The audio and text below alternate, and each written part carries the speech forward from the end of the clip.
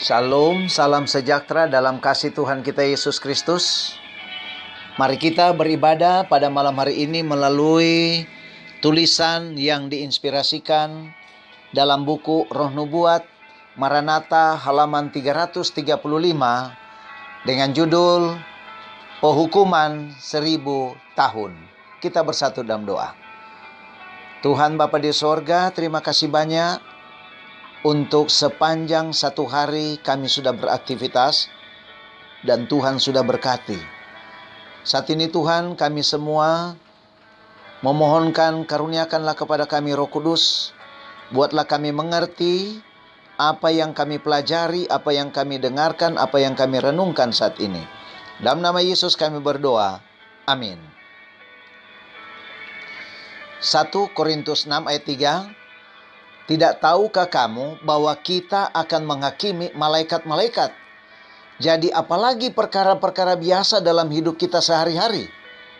Bapak Ibu Saudaraku, selama 1000 tahun di antara kebangkitan pertama dan kedua, penghakiman bagi orang-orang jahat berlangsung. Rasul Paulus menunjukkan bahwa penghakiman ini adalah suatu peristiwa yang mengikuti kedatangan yang kedua kali. Karena itu, janganlah menghakimi sebelum waktunya, yaitu sebelum Tuhan datang. Ia akan menerangi juga apa yang tersembunyi dalam kegelapan, dan ia akan memperlihatkan apa yang direncanakan di dalam hati. 1 Korintus 4 ayat 5. Daniel memaklumkan bahwa apabila yang lanjut usianya datang, keadilan diberikan kepada orang-orang kudus milik yang maha tinggi.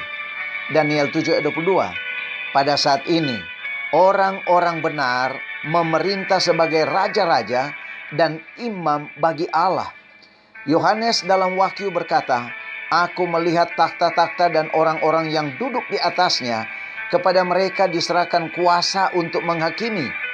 Mereka akan menjadi imam-imam Allah dan Kristus, dan mereka akan memerintah sebagai raja bersama-sama dengan dia. 1000 tahun lamanya." Wahyu 20 ayat 4 dan 6. Maka pada saat inilah, seperti yang diramalkan oleh Paulus, orang-orang kudus akan menghakimi dunia. 1 Korintus 6 ayat 2.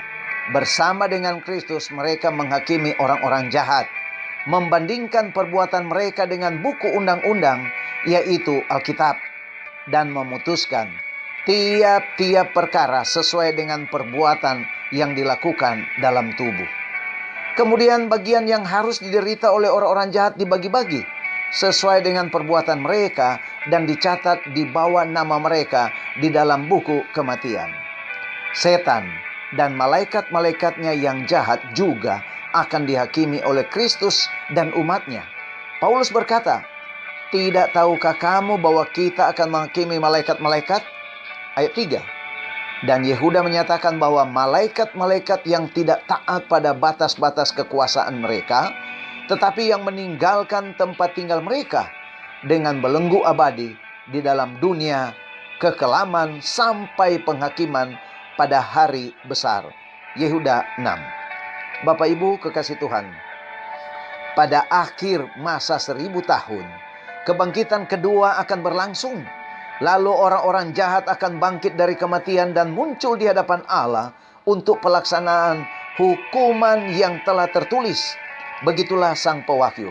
Setelah melukiskan kebangkitan orang-orang benar, berkata, "Tetapi orang-orang mati yang lain tidak bangkit sebelum akhir masa yang 1000 tahun itu."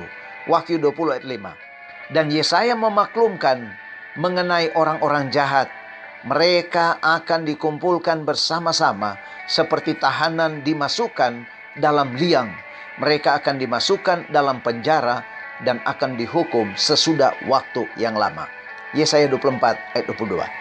Bapak Ibu kekasih Tuhan, penghukuman 1000 tahun adalah sesuatu pekabaran yang luar biasa yang Tuhan gambarkan. Bahwa setan selama 1000 tahun digambarkan seperti dia dirantai. Oleh karena tidak ada seorang pun yang akan diganggunya. Tidak ada seorang pun yang akan dicobai Karena orang-orang benar pada kedatangan Yesus yang kedua kali diangkat masuk dalam kerajaan sorga, sementara orang jahat mati melalui cahaya kemuliaan Kristus. Dan sepanjang 1000 tahun, orang-orang jahat mati terkubur. Dan setan tinggal sendirian bersama dengan malaikat-malaikat jahat. Tetapi akhir dari 1000 tahun, maka itu adalah pekerjaan dari umat-umat Allah yang diselamatkan masuk dalam kerajaan sorga untuk memeriksa semua catatan-catatan yang dibuat oleh malaikat detik per detik, dengan maksud bahwa penghukuman sudah ditentukan berapa lama mereka akan dibakar di dalam api kekal.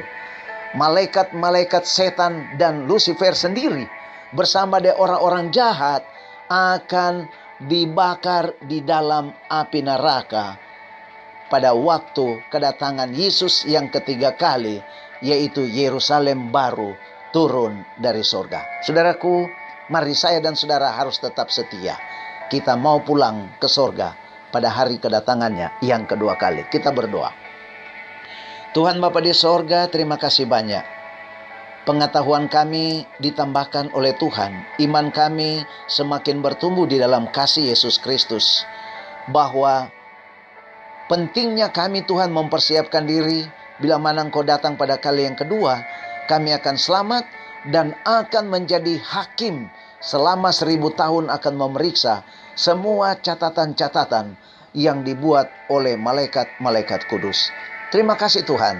Kami mau berdoa untuk malam hari ini, di mana ada umat-umat-Mu di dalam pernikahan mereka merindukan keturunan. Tuhan, mari Engkau memberkati, Engkau mendengar, dan Tuhan jawab sesuai dengan kebutuhan dan keperluan mereka.